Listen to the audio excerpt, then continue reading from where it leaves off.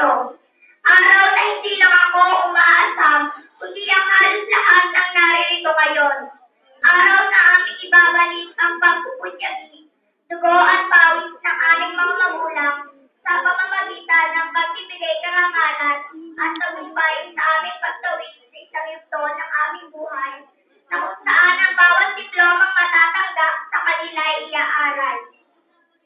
Lagi nang nakapital sa aking isip ang mga balaraw na alaala nang ako ay magsimulang tumugtog sa paaralang ito upang harapin ang iba't ibang hamon ng buhay.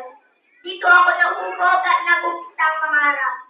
Dito ako natutong tumawid mula sa pagkalunod na animoy saklaw ng karagatan, mistulang makailang beses madapa sa mabatong parang nalampungan ng malulupit na katotohanan at karanasang nakalakip sa agos ng buhay. Hindi lingid sa inyong lahat kung ano o sino ako. Ang pamilya na aking pinagmulan, ang estado ng aming buhay. Hindi ako nagmula sa nakaririwatang angkan. Hirap at pagod ng pagal na katawan ng aking mga magulang ang siyang susi kung kaya't ako ay nakakapag-aral. Ako ay isang mag-aaral na sa murang edad ay bukas ang isipan sa hirap ng buhay.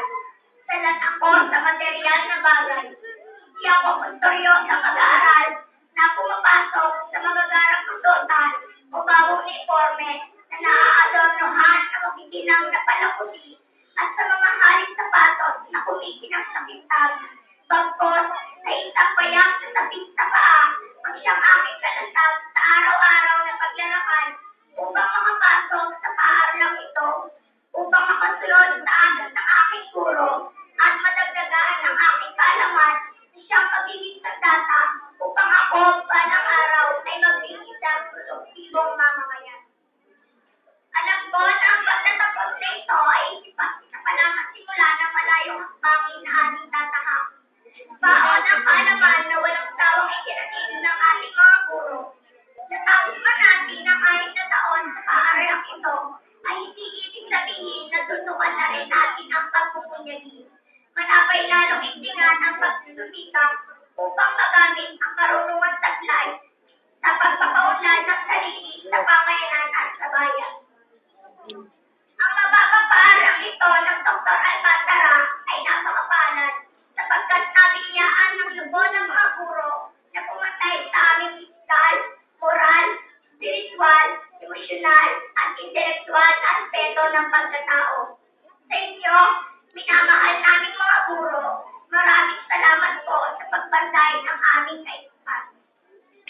Sa aking gurong tagapayo, Binibining Concepcion E. Ramos, salamat po sa pagiging istrikto, ngunit mapagmahal na pag-aaruga sa amin.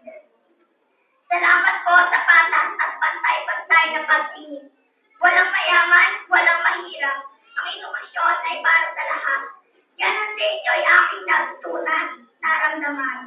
Ma'am Syo, hindi po kita malilimutan. At alam ko, may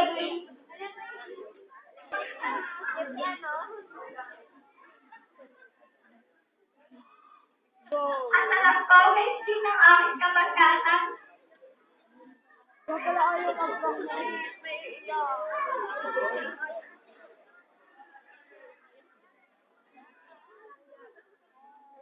Sa aking mga magulang, isang nagbigay ng liwanag at aking kasigan sa mga oras na ako ay nadadapa.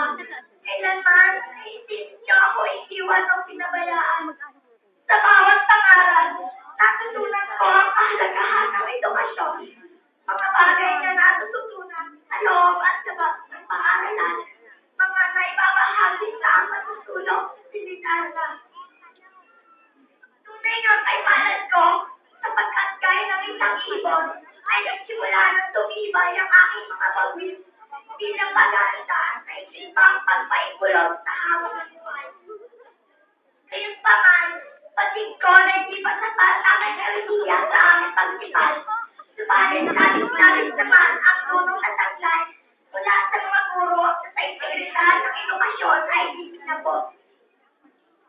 Sa mga minamahal kong kamag-aaral, tanggapin ninyo ang aking pasasalamat sa bawat araw na ating pinagsalungan, sa bawat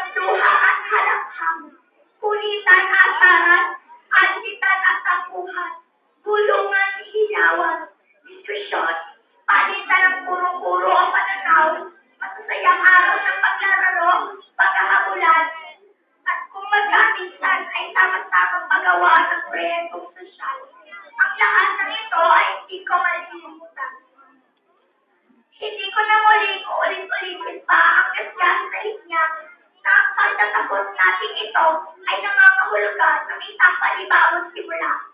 Dahil para sa akin, ang pagtatapos na ito ay isang pagbabalik.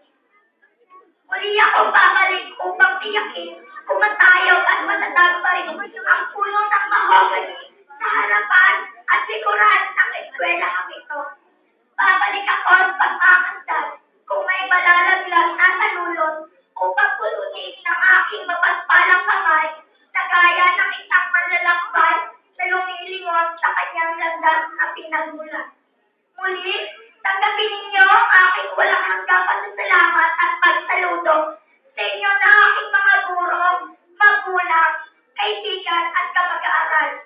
Tunay nga ang alay sa aming kalaman ay siyang aming tanda